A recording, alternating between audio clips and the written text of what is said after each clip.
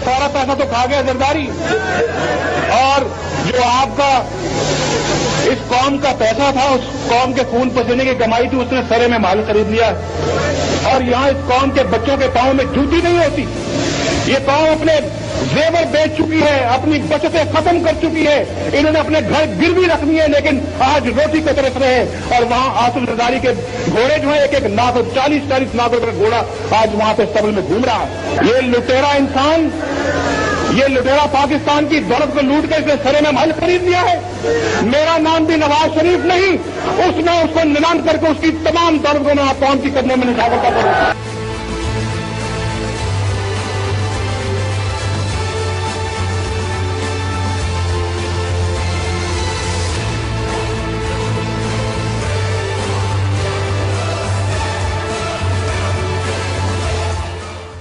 इस्तिस्ना के पीछे छुपने का कोई जवाब किसी को नहीं है। ये इस्तिस्ना वाला मामला ये कौम नहीं समझती, ये मुझ जैसा बंदा भी नहीं समझता कि इस्तिस्ना किस बला का नाम है। मेरी नजर में सदर साहब को इम्यूनिटी हासिल है, और मैं समझता हूं कि उस इम्यूनिटी के पेश नजर अदालतें भी कोई इसमें यकीनन उसको पेश नजर रख के कोई फैसला।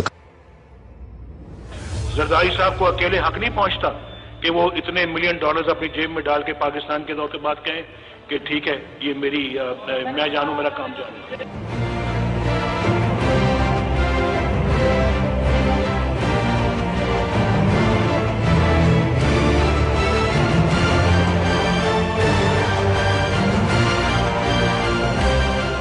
आप अब यहां क्या नारा लगा रहे हैं?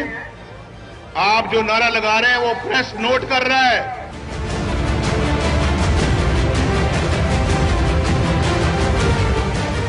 सुनो भाई, सुनो सुनो सुनो सुनो, ये गो वाला गो नारा जरा छोड़ो, मेरी बात सुनो।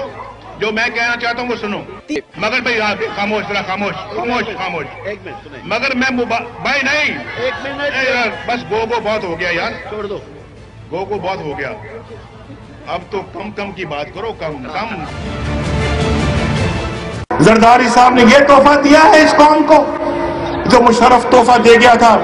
जरदारी साहब ने उस तोहफे को और आगे बढ़ाया है, और उस वक्त अगर 10 घंटे की लोड शेडिंग होती है तो आज 16 घंटे की लोड शेडिंग होती है। नहीं भाई, ये छोड़ो यार, छोड़ो। आपके गो जरदारी गो नारा लगाने से चला जाएगा वो?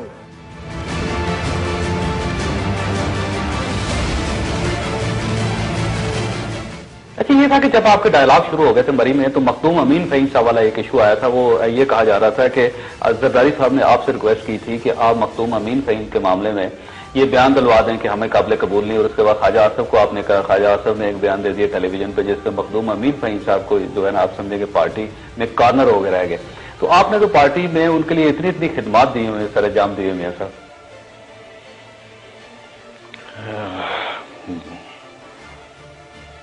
सही, इस किस्म का वाकया हुआ था? कोई हुआ था,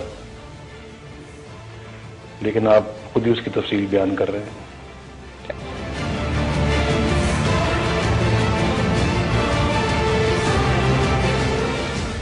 ऐसा ही हुआ जी, तकरीबन ऐसे ही हुआ।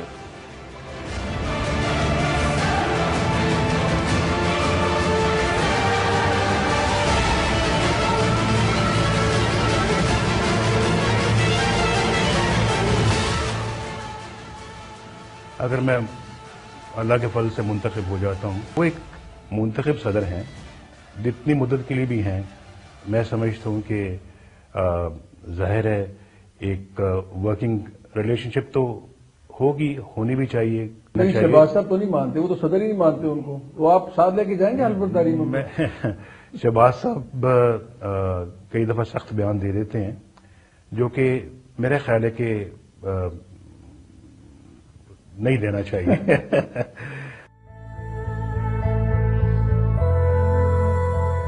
जो कि मेरा ख्याल है कि नहीं देना चाहिए।